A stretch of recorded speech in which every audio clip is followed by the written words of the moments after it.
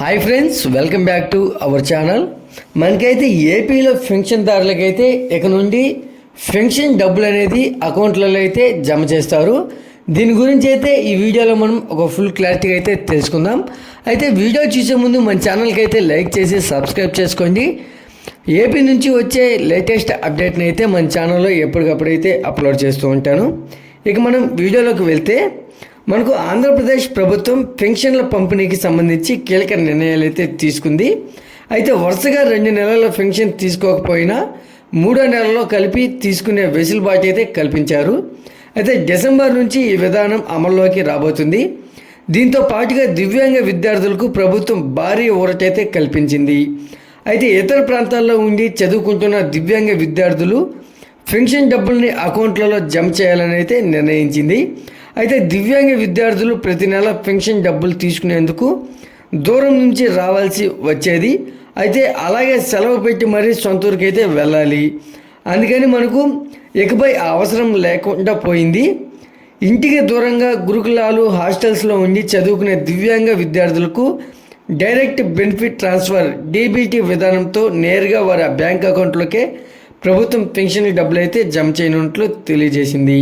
అయితే ఈ మేరకు ప్రభుత్వం ఆ ప్రక్రియను ప్రారంభించింది. దివ్యాంగ విద్యార్థులు డీబీటీ ద్వారా పెన్షన్ డబ్బులు పొందేందుకు తమ పరిధిలోని గ్రామ మరియు వార్డు సచివాలయాలకు వెళ్ళి దరఖాస్తు అందించాలి. అయితే అలాగే పెన్షన్ డబ్బుల్ని అకౌంట్లలో జమ చేసేందుకు సమ్మతి అయితే తెలియజేయాలి. అయితే మనకు దివ్యాంగ విద్యార్థులు డీబీటీ ద్వారా పెన్షన్ డబ్బులు అందుకునే నవంబర్ నెల నుంచి వెసులుబాటు కల్పించారు. కానీ చాలామంది విద్యార్థులకు దీనిపై అవగాహన లేక సచివాలయాల్లో దరఖాస్తు చేసుకోలేదు. అయితే అర్హత ఉన్నవాళ్ళు వెంటనే దరఖాస్తు చేసుకోవాలని ప్రభుత్వం అయితే కోరింది. అయితే దివ్యాంగ విద్యార్థులు తమ పరిధిలో గ్రామ వార్డు సచివాలయానికి వెళ్ళి అక్కడి వెల్ఫేర్ అసిస్టెంట్కు study certificate, bank account, pension ID, Aadhaar card xerox copy అందించాలనైతే సూచిస్తున్నారు. అయితే అనంతరం ఆ దరఖాస్తును ఎంపీడీఓ కార్యాలయం నుంచి జిల్లా గ్రామీణ అభివృద్ధి శాఖ అధికారులకు పంపిస్తారు. అయితే అక్కడ వారి లాగిన్ నుండి డీబీటీ ప్రక్రియ పూర్తి చేస్తారని అధికారులు అయితే తెలియజేశారు. అయితే ఆ తర్వాత ప్రతి నెల లబ్ధిదారుడి బ్యాంక్ అకౌంట్కే నేరుగా పెన్షన్ జమ అవుతుంది.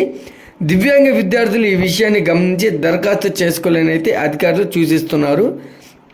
అయితే మనకు మరోవైపు ఎన్టీఆర్ భరోసా పెన్షన్ తీసుకునేవారు మరణిస్తే భార్యకు వెంటనే వితంతు పెన్షన్ మంజూరు చేయాలని అయితే ప్రభుత్వం ఉత్తర్వులు అయితే జారీ చేసింది. అయితే ఉదాహరణకు పెన్షన్దారుడు నవంబర్ 1 తర్వాత మరణిస్తే మరణ ధృవీకరణ పత్రాన్ని పెన్షన్దారుడి భార్య నవంబర్ 15 లోపు గ్రామ వార్డు సచివాలయాలు, ఎంపీడీఓలు, మున్సిపల్ కమిషనర్లకు అందజేయాల్సి ఉంటుంది.